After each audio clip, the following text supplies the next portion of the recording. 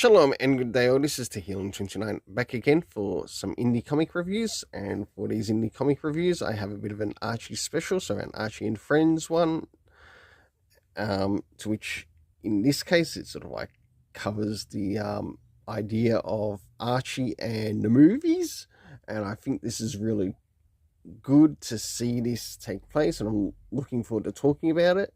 And of course, Tin Can Society issue 2 as to where the story will continue on from the first. So as we move into the Archie and Friends issue 1, Blockbuster movie special, does this cover in any way, shape or form connect to something that is happening inside with, well, the stories? I will be rating this all as one story anyway, and also considering the cast of characters. I do give this cover an 8 out of 10, as I quite like what they did here with the cover, and also with the characters in the stories. Now it's time to move and have a look through each of the stories that are introduced in this, and after that I'll give the art rating, and also what's happening with the characters within the stories. So as we have a bit of a look at the beginning, we get the introduction of the character of Pool Noodle. Take note, this is not Deadpool, but of course Archie's rip-off version of Deadpool, but made funnier. Of course, they do get into some antics with the character of Pool Noodle, along with the character as well, who he's called, what is it? Pure Heart the Powerful. Really good. Then, of course, we move into like a Betty and Veronica story, which is No Place Like Riverdale. We get to see their take on, of course, The Wizard of Oz. And this goes on for quite a number of pages. Really fun, I must admit. And that basically completes this. So for the area of the internal art, I give it an 8 out of 10. Now it's time to move in relation to the area of the story. Time, we got no indication of time. The locations where these stories take place are Riverdale and of course the land of Oz within the story.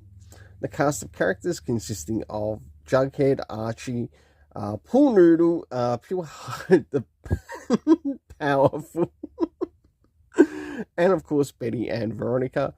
For the overall story rating, I give it an 8 out of 10. I really enjoyed this, and it's worth the pick up. And last but not least, let's move into Tin Can Society issue 2. So starting off with first things first, does this cover in any way, shape or form connect to something that is happening inside with the story? Sure enough it does, to which we sort of like pick up from where we left up from in the first issue, but we do get like we slowly learn a little bit more about the characters that take place in the story, to which I give this a 7.5 out of 10. Now it's time to move into the area of the internal art and having a look around the beginning, middle, and of course the end, and also what's happening story-wise with the characters. So as the story begins, we learn that this takes place 7 years ago, and we learn the hero name of the character who's like connected to the Moore family, and we learn that his name was actually called Caliburn, and it's nice to actually learn this about this particular hero connected to this story.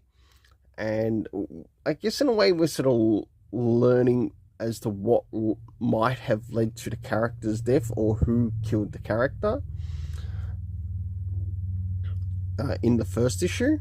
As we move slowly towards the middle, we do get a bit of a connection between past and present,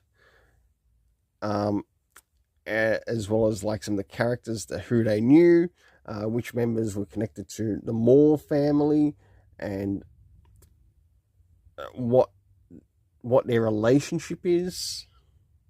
And last but not least, we have one of the detectives who has found someone, I guess, making their own armor of sorts to try to either become a vigilante or to take on some villains.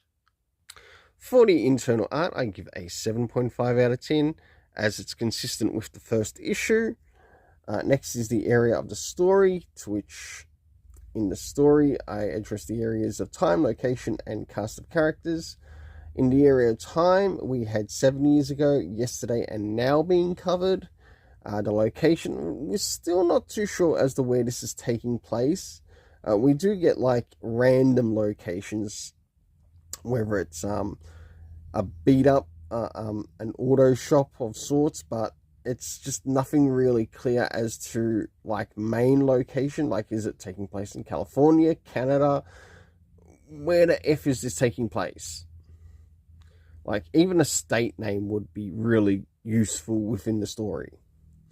But let's move into the next part, and that is the cast of characters. We had Caliburn, members of the Moore family, Greg, and also the character of Johnny. And the overall rating for this is a 7.5 out of 10. Until then, let's keep it colorful and have yourself an awesome day.